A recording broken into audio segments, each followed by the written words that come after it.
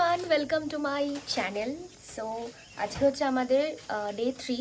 আমরা সিমলা থেকে এখন বেরোচ্ছি মানালির উদ্দেশ্যে। অলরেডি 10টা বাজতে যায়, আমরা হোটেল চেক আউট করবো। সো অলমোস্ট আমাদের সমস্ত কিছু ডান অ্যান্ড সবাই সব কিছু করে নিয়েছে। এবার জাস্ট লাগেজ গুছিয়ে এবার আমরা বেরোবো।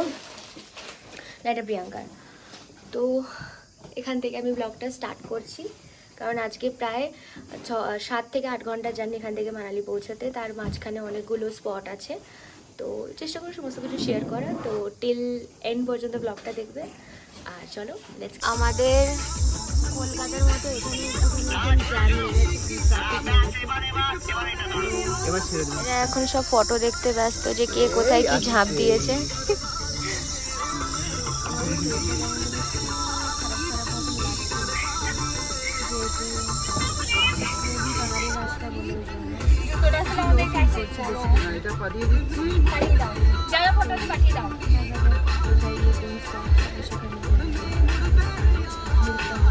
হোটেলে মানে একটা রেস্টুরেন্ট মতন জায়গায় দাঁড়িয়েছি, কারণ একটু চা ফা খাবো।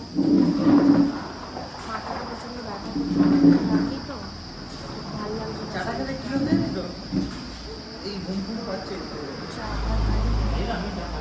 আর গাড়িতে যা হচ্ছে, একবার এদিক থেকে ওদিক, ওদিক থেকে ওদিক করছে।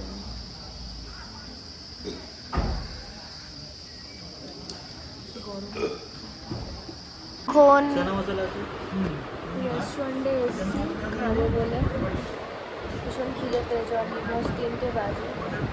তো এই কারণে আমরা এখন একটা ভেজ রেস্টুরেন্টেই এসেছি। দাদা বলছি ভাতের সাথে তো পনির বা চানা মশলা দুটোই খুব একটা ভালো লাগে না। ভাত থেকে কি ভাত খাস না? ভাত রেস্টুরেন্টে খাবো।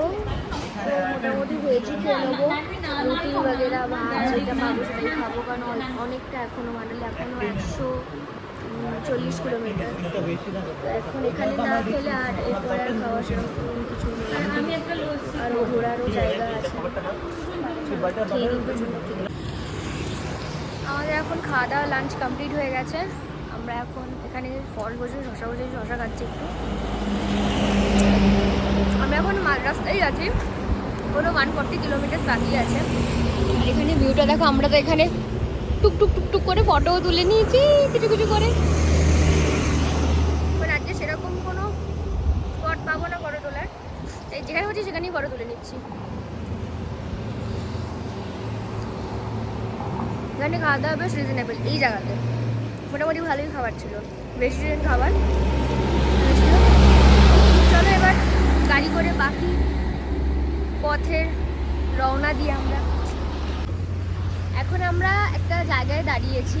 আমাদের যেহেতু বৃষ্টি, ওয়েদারটা জাস্ট দেখো, লুক অ্যাট দিস ওয়েদার। যেহেতু বৃষ্টি পড়ছে, তো আমাদের গাড়ির লাগেজ বাঁধা হচ্ছে।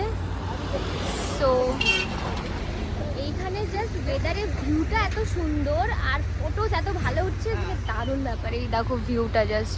আর এখানে এই যে আমাদের মন্দাকিনী ফটোস তুলছে, আকাশটা জাস্ট অসাধারণ লাগছে। চলো। সো আমরা এখন হোটেলে পৌঁছে গেছি। হোটেলটা খুবই সুন্দর, স্পেশালি হোটেলের মানে বাইরের ভিউটা এখন দেখালে কিছুই বুঝতে পারবে না, কারণ অন্ধকার আছে এখন। আমি কালকে সকালের ভিউটা আমি দেখাবো। তো প্রচণ্ড টায়ার্ড, প্রায় 10 ঘন্টা জার্নি করে আমরা সিমলা থেকে মানালি পর্যন্ত এসেছি। অলরেডি অনেকটা লেট হয়ে গেছে, আমাদের ডিনার করতে হবে। ডিনারের টাইম প্রায় হয়েই গেছে, 10:30 পর্যন্ত ডিনার টাইম। অলরেডি এখন 9:45 বাজে। তো ব্লগটা আমি এখানে শেষ করছি। কেমন লেগেছে অবশ্যই জানাবে, লাইক কমেন্ট অ্যান্ড শেয়ার অবশ্যই করবে। অ্যান্ড দেখা হচ্ছে নেক্সট মানালি ব্লগে।